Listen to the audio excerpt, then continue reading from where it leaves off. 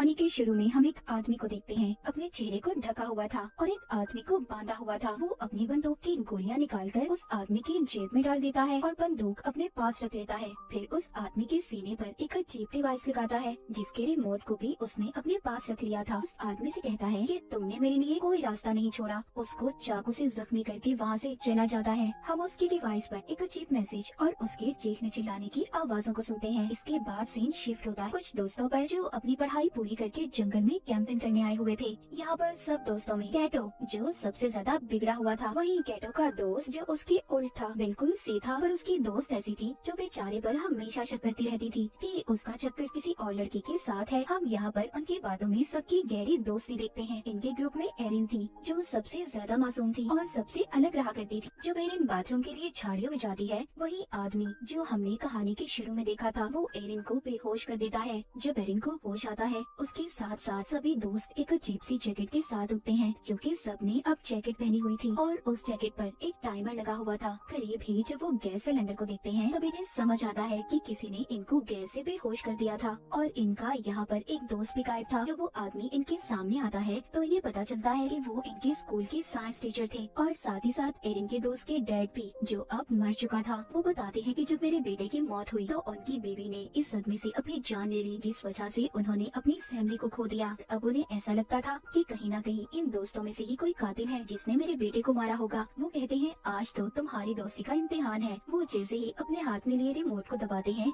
सबकी जैकेटों पर लगी हुई डिवाइसेस ऑन हो जाती हैं। आज तो टेस्ट में सिर्फ वही बचेगा जिसके पास सबसे ज्यादा वक्त होगा। इसके बाद वो अपने आप को ही गोली मार लेते हैं। ये देखकर सब काफी ज्यादा डर जाते हैं। अपनी अपनी जैकेट्स को निकालने की कोशिश कर रहे थे पर वो निकलने का नाम नहीं ले रही थी। उन्हें समझ नहीं आ रही थी कि आखिर टाइम के खत्म होते ही होगा क्या। वो देखते हैं किसी के डिवाइस में बहुत ज्यादा टाइम था और किसी के पास बहुत कम। उनकी सबसे बड़ी परेशानी ये थी कि दूर दूर तक उनके लिए कोई मदद नहीं थी और इनके टीचर ने सबके फोन्स को भी तोड़ दिया था। अब उन्हें समझ नहीं आती कि वो सच में एक बड़ी मुसीबत में है। एक दूसरे से लड़ने लगते हैं पर अभी भी कुछ को ये मजाक लग रहा था। जब ये आगे जाते हैं तो इनको अपना दोस्त बॉबी मिलता है जो एक पेड़ से लटका हुआ था। बॉबी की दोस्त उसको आजाद करने के लिए आगे बढ़ने वाली थी। तभी दूसरी दोस्त कहती है हो सकता है ये चाल बॉबी की हो, हमें यहाँ पर फंसाने की, क्योंकि इसने हमें यहाँ पर बुलाया था। ये जरूर उस टीचर के साथ मिला हुआ है। ये सब सुनकर कुछ दोस्त बॉबी को छुड़ाने के हक में नहीं थे पर बॉबी उनसे बार बार कह रहा था कि प्लीज मेरी मदद करो। वो कहता है मैंने तुम सबसे अपनी एक बड़ी बीमारी को छुपाया था जो उस टीचर को पता चल गई थी। वो मुझको ब्लैकमेल करते थे, मेरे पास कोई और रास्ता नहीं था, इसलिए मैं तुम सबको यहाँ पर लाया। पर मुझे उनके इस प्लान के बारे में कुछ पता नहीं था कि वो हमें यहाँ पर कैसे फंसाएंगे। पर मैं तुम सबको इस डिवाइस के बारे में भी बताने के लिए तैयार हूँ, अगर तुम मुझे खोल दो। अब उसके दोस्त उस पर तरस खाकर उसे छुड़वा देते हैं। बॉबी आजाद होते ही सब पर चाकू से हमला कर देता है पर वो किसी को मार नहीं पाता और देखते ही देखते उसकी डिवाइस में टाइम खत्म हो जाता है। सबके सामने वो ब्लास्ट हो गया था, फट जाता है, उसके जिस्म के टुकड़े टुकड़े हो जाते हैं।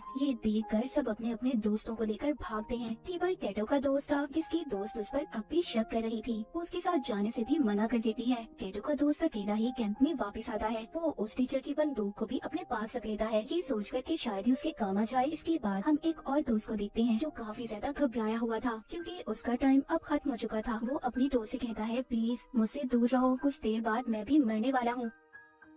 पर तभी जब इसकी एक और दोस्त इनके पास आ रही थी तो ये गलती से उस पर फ्लैशलाइट से हमला कर देता है जिससे फौरन ही उस लड़की की जान चली गई थी। पर होता कुछ ऐसा है कि उस लड़की के पास जो टाइम बचा था वो सारा इस लड़के को मिल गया था। वो बहुत परेशान हो गया था। इनकी एक सहीन दोस्त कहती है जिसको अब सब कुछ समझ आ गया था, हमारे डिवाइसेस में कुछ ऐसे सेंसर्स हैं जो इंसान मारेगा तो उसका सारा वक्त दूसरे इंसान को मिल जाएगा, बिल्कुल पबजी की तरह। हथियारों की बजाय बचा हुआ वक्त दूसरे इंसान को ट्रांसफर हो जाएगा। उस टीचर ने जानबूझकर ये सब किया था कि सब एक दूसरे की जान ले सके, अपनी जान बचाने के लिए। सब सुनने के बाद सारे दोस्त एक दूसरे के दुश्मन बन गए थे क्योंकि सबको अपनी जान प्यारी थी। दूर खड़ी एक दोस्त भी इनकी सारी बातें सुन रही थी जो थोड़ी पागल थी। उसके चेहरे पर उसकी नीयत साफ नजर आ रही थी क्योंकि उसका टाइम जो खत्म होने वाला था। वो एक लकड़ी का टुकड़ा उठाकर सब पर वार करने लगती है पर सभी वहाँ से भाग गए थे। अब यहाँ पर नजर आता है सब दोस्तों का असली चेहरा। सभी एक दूसरे की जान के दुश्मन बन चुके थे। दो दोस्त जल्दी से दोबारा कैंप की तरफ भागते हैं क्योंकि उनके पास अभी भी एक फोन था जो वो कैंप में ही छोड़ आए थे,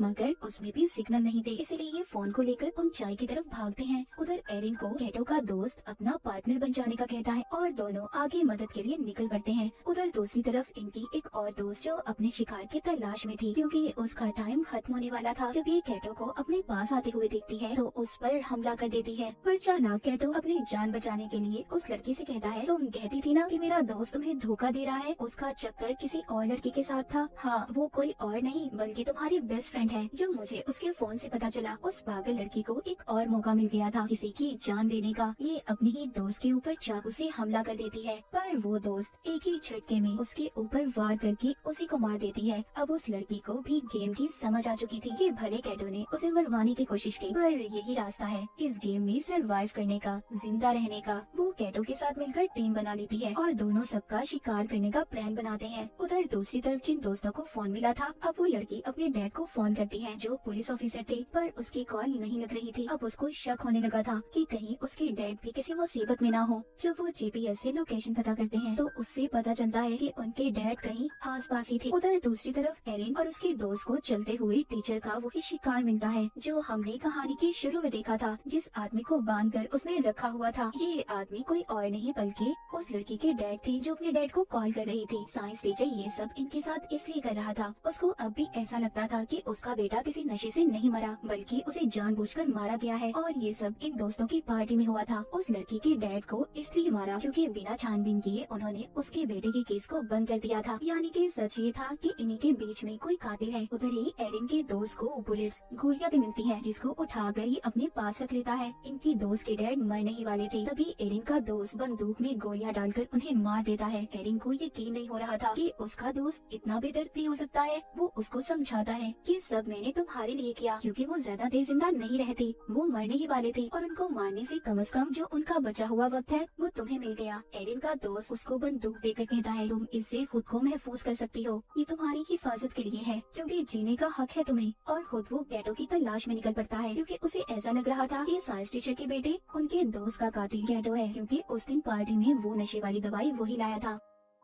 अब एरिन अपनी उसी दोस्त से मिलती है और उसको उसके डैड के बारे में बताती है। ये सुनकर वो बहुत ज्यादा रो रही थी। एरिन कहती है, अभी हमारे पास रोने का वक्त नहीं है, हमें जल्दी रिमोट को ढूंढना होगा। वो इन दोनों को उस रिमोट को ढूंढने का कहती है और खुद कैटो के पास जाने का फैसला करती है कि उसकी जान खतरे में है। उधर कैटो को भी उसके दोस्त ने ढूंढ लिया था। इन दोनों की बहुत ही खतरनाक लड़ाई होती है। उस लड़ाई में कैटो ने अपने दोस्त को मार दिया था। फिर कैटो अपनी एक और दोस्त को मारने की कोशिश करता है और आखिर में कैटो ने उसकी बंदूक लेकर उसे भी मार दिया था। जिस दोस्त को उसने मारा था उसके पास सबसे ज्यादा टाइम था, जो सारा अब कैटो को मिल चुका था। लेकिन कैटो को तो इस गेम में जीतना था, वो अभी भी पास कहाँ आने वाला था। वो एक और दोस्त को मार देता है। कैटो अपने आखिरी शिकार की तलाश में था, जो एरिन और उसकी एक और दोस्त थी। जैसे ही उनके पास जाता है, एरिन की दोस्त इस पर बहुत चिल्लाती है कि उसने उनके सभी दोस्तों को मार दिया, पर वो इसकी तरह कातिल नहीं बनना चाहती थी, इसीलिए इसे चाकू से जख्मी करके भाग जाती है। पर भागते हुए वो सोचती है कि अगर कैटो भी मर गया फिर भी तो इस गेम में एक ही बचेगा, इसीलिए वो अब एरिन को मारने की कोशिश करती है और उसकी तरफ बंदूक कर लेती है। यहाँ पर कहानी का सच तो कुछ और था। एरिन की दोस्त उसको बताती है, उस लड़के से मुझे बहुत नफरत थी, वो स्कूल में हमेशा मेरे से ज्यादा नंबर लेता था और उसकी वजह से मुझे स्कॉलरशिप भी नहीं मिली। उस दिन मैंने उसकी ड्रिंक में दवाई मिलाई थी, पर मैं ये नहीं जानती थी कि वो सच में मर जाएगा, और मैंने ही अपने डैड से कहकर उसके केस को बंद करवा दिया। वो एरिन को बंदूक देकर कहती है, मुझे मार दो, जिंदा रहने का हक सिर्फ तुम्हें है। पर एरिन ऐसा करना नहीं चाहती थी। तभी पीछे से कैटो आ जाता है और एरिन की दोस्त पर हमला करके उसे मार देता है। एरिन की दोस्त की जान उसकी गोद में निकलती है। कैटो के पास एरिन से कम वक्त था और अगर उसे जिंदा रहना था तो उसे जल्दी एरिन की जान लेनी होगी, लेकिन वो यहाँ पर ये भी जानता था कि एरिन के अंदर इतनी हिम्मत नहीं है। बार बार वो एरिन को गोली चलाने पर उकसा रहा था। एरिन बहुत सोचती है पर उसे नहीं मारती, उसकी टांगों पर गोली मार के उसकी डिवाइस के हवाले छोड़ देती है। आखिर में कैटो भी ब्लास्ट होकर मर जाता है और एरिन इस गेम की विनर बन चुकी थी। उसने इस गेम को जीत लिया था। वो डिवाइस भी खुद ब खुद बंद हो जाती है। थोड़ी देर बाद सुबह हो गई थी। एरिन जंगल से बाहर निकलती है। उसको एक आदमी मिलता है जो अपनी गाड़ी पर था,